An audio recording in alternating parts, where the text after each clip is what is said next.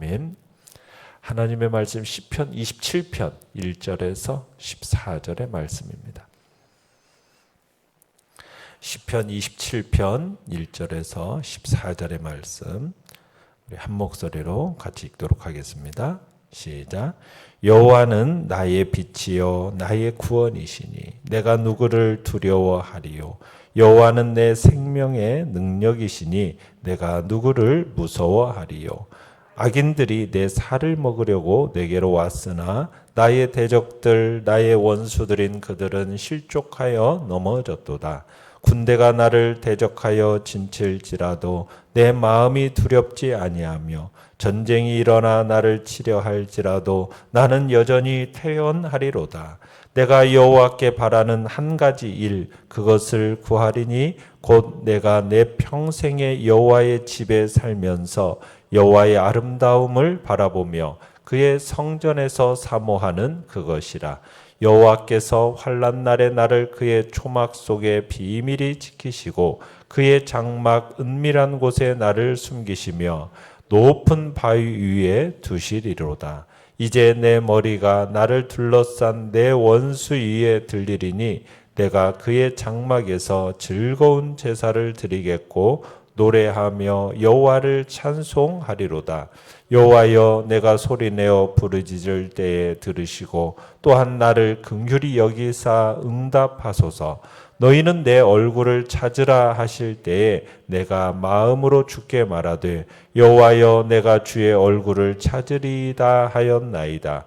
주의 얼굴을 내게서 숨기지 마시고 주의 종을 노하여 버리지 마소서. 주는 나의 도움이 되셨나이다. 나의 구원의 하나님이시여 나를 버리지 마시고 떠나지 마소서. 내 부모는 나를 버렸으나 여호와는 나를 영접하시리이다. 여호와여 주의 도를 내게 가르치시고 내 원수를 생각하셔서 평탄한 길로 나를 인도하소서. 내 생명을 내 대적에게 맡기지 마소서. 위증과 자와 악을 통하는 자가 일어나 나를 치려 함이니이다. 내가 산자들의 땅에서 여호와의 선하심을 보게 될 줄 확실히 믿었도다. 너는 여호와를 기다릴지어다. 강하고 담대하며 여호와를 기다릴지어다. 아멘. 오늘 말씀의 제목은 내가 누구를 두려워하리요 라는 제목으로 말씀을 나눕니다. 이 시편 27편은 일평생 대내외적인 정적들과의 어떤 극한 갈등과 위기에 직면해 있던 다윗이 쓴 시입니다. 다윗이 대적들로 인해서 아주 급박한 위기 가운데 쓰여진 시로 보여지는데요. 다윗의 시들 가운데서 어떤 시보다도 하나님께 대한 신뢰 그리고 승리의 확신이 강하게 나타나 있는 시입니다. 하나님께 대한 절대 신앙에 근거한 구원과 또한 간구의 시다라고 볼 수가 있는 거죠. 내용관찰 문제 1번입니다. 시편 기자는 하나님을 어떤 분으로 묘사합니까? 1절을 다시 한번 읽어보겠습니다. 시작. 여호와는 나의 빛이요 나의 구원이시니 내가 누구를 두려워하리요. 여호와는 내 생명의 능력이시니 내가 누구를 무서워하리요. 지금 전체적으로 보면은 지금 다윗은 지금 원수들에게 의해서 둘러싸여 있는 상황입니다. 아주 급박한 위기 상황에 처해 있는 거죠.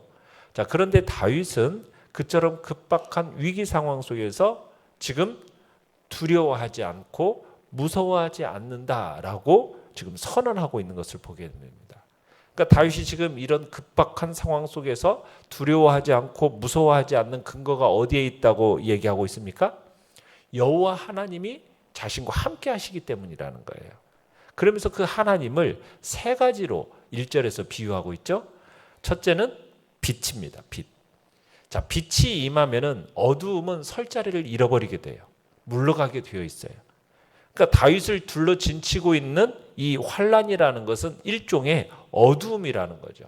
자, 그런 어두움이 빛이신 하나님이 다윗과 함께 하시는 이상 다윗을 범접할 수 없다. 지금 그 의미로 얘기하는 겁니다. 그러니까 다윗은 그런 환란을 두려워하거나 무서워할 이유가 없다라는 거죠. 두 번째는 하나님을 또 뭐라고 합니까? 구원 이렇게 얘기하죠. 구원. 자, 하나님은 다윗을 둘러싸고 있는 모든 대적들과 그들의 압제로 인한 고통스러운 현실로부터 구원하시는 분이라는 거예요. 그에게 궁극적인 승리를 보장하시는 분이다. 그러니까 다윗을 둘러싸고 있는 대적들이 아무리 강력하다고 해도 다윗은 전혀 두려워하거나 무서워할 필요가 없었던 거죠. 세 번째는 생명의 능력입니다. 생명의 능력. 자, 여기서 능력이라는 것은 피난처, 요새 이런 뜻이에요. 그러니까 생명의 능력이라는 것은 생명의 보장이라는 의미가 있어요. 생명의 보장. 그러니까 하나님은 다윗의 생명을 안전하게 지키시는 보장이 된다라는 거죠. 그러니까 생명의 근원이신 하나님이 다윗의 생명을 안전하게 지킨다라는 확신이 있었기 때문에 다윗은 대적이 둘러 진치고 있는 이 급박한 위기 상황 속에서도 내가 누구를 두려워하려, 내가 누구를 무서워하려 하면서 담대하게 외칠 수 있었던 겁니다. 자, 5절로 가봅시다. 5절. 시작. 여호와께서 환난 날에 나를 그의 초막 속에 비밀히 지키시고 그의 장막 은밀한 곳에 나를 숨기시며 높은 바위 위에 두시리로다. 자, 여기서 다윗은 하나님의 보호자 되신 면모를 지금 삼중적으로 표현하고 있죠. 뭐냐면 나를 그의 초막 속에 비밀히 지키시는 분, 또 하나는 그의 장막 은밀한 곳에 나를 숨기시는 분, 그리고 세 번째로 높은 바위 위에 두시는 분, 이렇게 하나님을 삼중적인 표현으로 강조하고 있는데, 자, 여기서 초막, 장막, 바위, 이것은 이제 하나님과의 교제가 인간에게 제공되는 어떤 피신, 안보, 이것에 대한 은유적인 표현으로 지금 사용된 단어들입니다. 그러니까 다윗은 하나님의 보호를 말하면서 그 두 번째 보면 그의 장막 은밀한 곳이라는 표현을 쓰고 있잖아요. 자, 이 성막 가운데서 가장 은밀한 곳 어디입니까? 가장 거룩한 곳, 지성소를 가리키는 겁니다.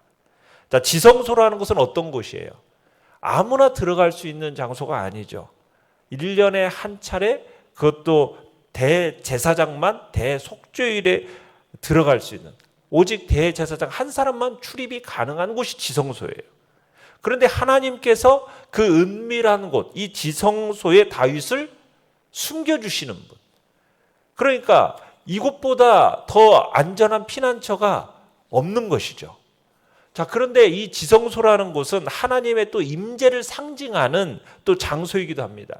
그러니까 그 장막 은밀한 곳에 숨기신다는 것은 다윗을 그저 숨겨주는 것으로만 끝나는 게 아니라 다윗과 함께 하시고 다윗과 더불어 교제를 나누시면서 그에게 은혜와 능력을 공급해 주신다라는 그 의미가 지금 이 은밀한 곳에 숨기신다라는 그 말 속에 함축되어져 있는 겁니다. 자, 그러면서 또 바위라는 단어를 쓰고 있는데 바위는 요새를 의미하는 겁니다. 전쟁을 대비해서 만들어진 요새, 높은 반석 위에 그 당시에는 세워져 있어요. 자, 높은 지대 위에 있는 그 반석 위에 세워진 요새는 대적들의 공격을 무력화시킬 수 있는 가장 안전한 장소입니다. 자, 그런데 다윗은 하나님께서 자신을 그런 바위 위에 높이 두시는 분, 이렇게 고백하고 있는 거죠. 자, 앞서 두 가지 이 항목에서는 5절에서는 그 총막 속에 비밀을 지키시고 장막 은밀한 곳에 나를 숨기시는 분, 이렇게 되어 있는 두 부분은 하나님의 어떤 숨기심, 하나님의 보호, 이게 중점적으로 찬양이 되어진다면 세 번째 항목인 바위에 높이 두신다라는 것은 자기를 보호하실 뿐만 아니라 대적의 그 공격을 파하시고 승리케 하시는 하나님, 이런 찬양이라고 할 수가 있는 겁니다. 자, 10절을 또 읽어보죠. 10절 시작. 내 부모는 나를 버렸으나 여호와는 나를 영접하시리이다. 자, 하나님을 어떠한 분으로요? 하나님은 사랑이 육신의 부모가 줄 수 있는 사랑과는 비교가 되지 않을 만큼 크고 깊은 사랑으로 나를 사랑하시는 분임을 또한 이 표현을 통해서 얘기하고 있는 겁니다. 자, 내용 관찰 문제 2번입니다. 자, 그가 간절히 소원하는 바는 무엇입니까? 자, 4절을 읽어보겠습니다. 시작. 내가 여호와께 바라는 한 가지 일, 그것을 구하리니 곧 내가 내 평생에 여호와의 집에 살면서 여호와의 아름다움을 바라보며 그의 성전에서 사모하는 그것이라. 자, 다윗은 그에게 단 한 가지 소원이 있다 지금 말하고 있습니다. 즉 한 가지 일, 그죠? 한 가지 일이라는 것은 오직 한 가지만이라는 뜻입니다. 그러니까 그 모든 소원은 이 한 가지로 귀착이 된다라는 거예요. 그 소원은 그가 이전부터 바라고 구하던 것입니다. 하나님께. 그건 뭐예요? 평생 동안 여호와의 집에 거하며 하나님의 아름다움을 바라보는 것이다. 이렇게 얘기하고 있어요. 평생 하나님의 집에 거하면서 하나님의 아름다움을 바라보는 것. 자, 여기서 여호와의 집이라는 것은 1차적으로는 하나님의 성전을 말합니다. 다윗이 여기서 지금 평생 동안 여호와의 집에 살기를 소원한다라는 것은 뭘 얘기하는 거냐면 하나님과 영속적인 교제를 원한다라는 거예요. 영속적인 교제. 평생 동안 어떻게 보면 하나님의 가족의 일원으로서 하나님의 집에 머물면서 하나님과 영속적인 교제를 누리기를 원한다는 거죠. 그러면서 하나님의 아름다움을 바라보는 것. 자, 이것은 하나님과의 교제에서 비롯된 하나님의 은혜를 덧입기를 소원한다라는 얘기입니다. 하나님의 아름다움이라는 것은 뭐겠어요? 하나님의 선하심, 하나님의 자비로우심, 하나님의 긍휼, 이걸 말하는 거거든요. 결국 다윗의 유일한 소원은 뭐냐? 하나님과 영속적인 교제를 누리면서 그분의 은혜를 덧입는 것. 이게 바로 다윗의 유일한 소원이었다는 겁니다. 자, 8절과 9절을 또 읽어보겠습니다. 시작.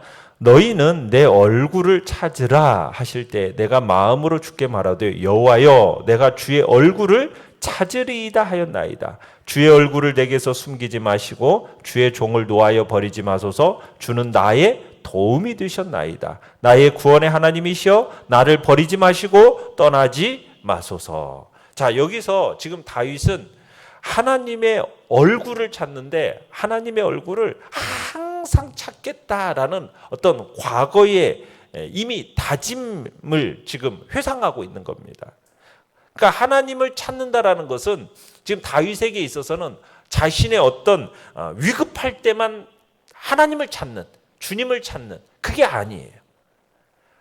다윗은 과거에서부터 이미 항상 주님의 얼굴을 찾는 자리에 있었다라는 거예요.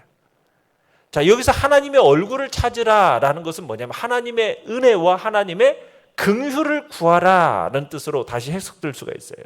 이 찾다라는 여기 단어가 있는데 이 찾다라는 단어는 그냥 숨겨져 있는 것, 또 잘 밝혀지지 않은 것, 이것을 집요하게 찾는 경우에 쓰이는 단어예요. 또 어떤 사물에 대해서 깊이 있는 지식을 추구하거나 본질까지 파헤치는 것을 나타낼 때 쓰이는 단어가 바로 여기서 찾다라는 단어입니다. 그러니까 여기서 주의 얼굴을 찾는다라는 것은 하나님의 그 은총과 궁유를 찾기 위해서 집요하게 노력한다라는 거예요. 집요하게 노력한다. 그러니까 하나님을 찾을 때 그냥 건성건성으로 찾는 게 아니라는 겁니다. 마음과 뜻과 성품을 다해서 자신의 지혜를 모두 동원해 가지고 생명을 다해서 찾아야 되는 것이 무엇이다? 하나님이다라는 것을 지금 다윗은 우리에게 보여주고 있는 거예요. 그러니까 자기의 평생의 소원이 하나님의 그 은혜와 긍휼을 집요하게 찾아가는 그 삶이었음을 보여주고 있는 겁니다. 자신이 주님의 얼굴을 찾을 때 하나님께서 자신에 대해서 해주실 일에 대해서 9절에서 뭘 강구하고 있습니까? 숨기지 마시고 버리지 마소서, 나를 버리지 마소서, 떠나지 마소서 하면서 반복적인 표현을 통해서 당시 다윗이 얼마나 지금 긴박한 상황에 처해 있었는지를, 지금 자신의 당면한 위기 상황 속에서 얼마나 처절하게 부르짖고 있는지를 우리가 여기서 읽어낼 수가 있죠. 그러니까 다윗은 이처럼 위기의 상황 속에서 다른 대책을 찾는 게 아닙니다. 절박하게 기도하고 있었던 거예요. 지금 다윗의 이 모든 위기와 어려움으로부터 안전할 수 있었던 것은 오로지 하나님의 보호하심, 하나님의 도우심의 은총 때문이었음을 분명하게 인식하면서 이 지금의 문제 해결도 하나님의 은총으로밖에 해결할 수가 없습니다. 이 사실을 인정하기 때문에 지금 다른 인간적인 방법을 의존하는 것이 아니라 절박하고도 처절하게 지금 기도를 올려드리고 있는 다윗의 모습을 보게 되는 겁니다. 그러니까 다윗의 일평생의 소원은 결국 하나님과 영속적인 교제를 통해서 그 하나님의 은혜와 긍휼을 구하고 그 은혜와 긍휼을 구하는 것에 있어서 그냥 건성건성 찾는 것이 아니라 정말 집요하게 하나님의 은혜를 철저하게 정말 찾아내는 그런 자리에까지 가는 것이 일평생 다윗의 모습이었다. 그래서 위기 상황 속에서도 인간적인 방법이 아닌 오직 하나님만을 붙들고 그분의 은혜와 긍휼만을 구하는 절박하고도 처절한 기도 속으로 들어갔음을 보게 되는 겁니다. 연구와 묵상 문제 3번입니다. 여호와에 대한 지식과 믿음이 주는 유익은 무엇입니까? 자, 우리가 하나님에 대한 지식과 믿음이 우리에게 어떤 유익을 줍니까? 1절에 보면은 두려워하거나 무서워할 게 없죠. 그죠? 하나님이 어떤 분이신지 아니까 우리의 인생을 지키는 능력이고 소망이고 인내의 근거가 되기 때문에 두려워하거나 무서워할 게 아무것도 없다는 겁니다. 자, 13절도 한번 읽어보겠습니다. 13절 시작. 내가 산자들의 땅에서 여호와의 선하심을 보게 될 줄 확실히 믿었도다. 자, 여호와에 대한 이 지식과 믿음은 하나님의 구원, 하나님의 은혜에 대한 확고한 신앙적인 확신을 갖게 해줍니다. 지금 아직 다윗은 위기에서 벗어난 게 아니에요. 여전히 대적들에 의해서 둘러싸여져 있는 상황입니다. 아직 기도 응답이 오지 않았어요. 자, 그러나 다윗은 이 고통스러운 환경과 상황 속에서도 자신 안에 피어나고 있는 강하고 이 생동감 있는 이 넘치는 믿음으로 자신 앞에 직면해 있는 이 환경 때문에 낙심하지 않는 겁니다. 두려워하거나 무서워하지 않고 낙심하지 않아요.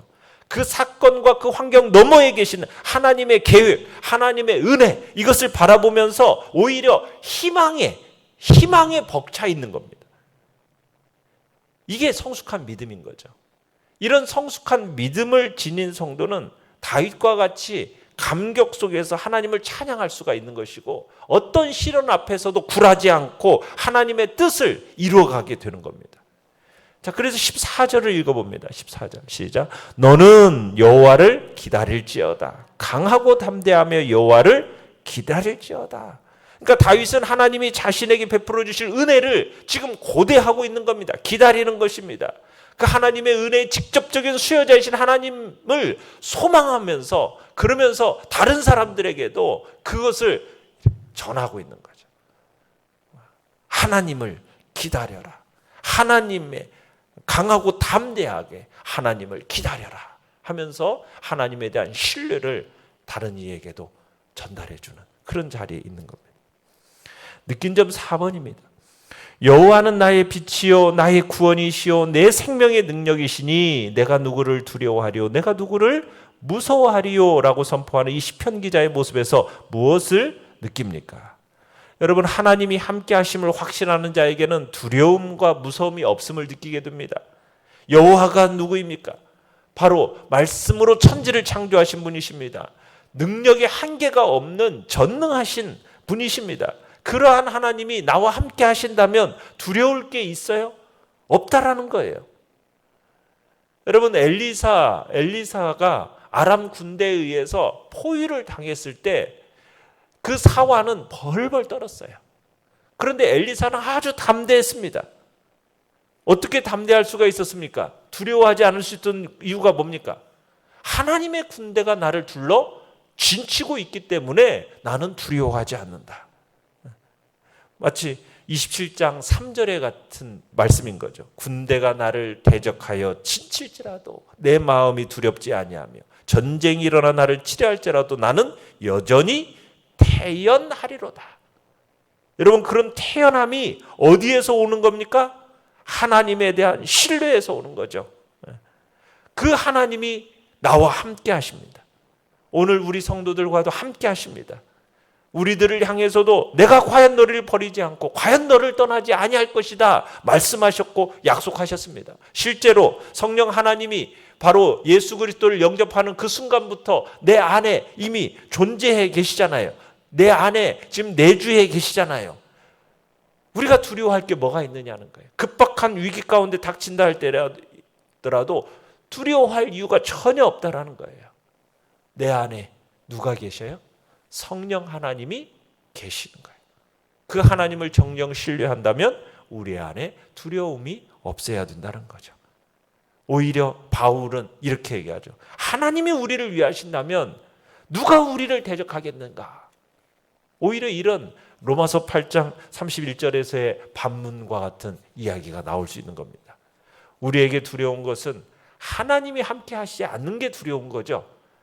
눈에 보이는 대적이나 위기가 두려운 게 아니라는 거예요. 우리는 우리와 함께 하시는 하나님, 그분을 신뢰한다면 두려워하거나 무서워하지 마시고 하나님이 나와 항상 함께 하시고 내가 너와 항상 함께 하리라고 약속하신 그 주님의 말씀을 붙들므로써 어떤 상황 가운데서도 담대하고 흔들리지 않는 복된 성도가 되시기를 간절히 축원합니다. 결단과 적용 5번입니다. 내가 두려움과 무서움을 느끼는 존재 또는 상황은 무엇인지 기록하고 그것은 하나님 앞에서 아무것도 아님을 선포합시다. 하나님을 더욱 풍성히 알고 깊이 신뢰하려면 어떻게 해야 하겠습니까?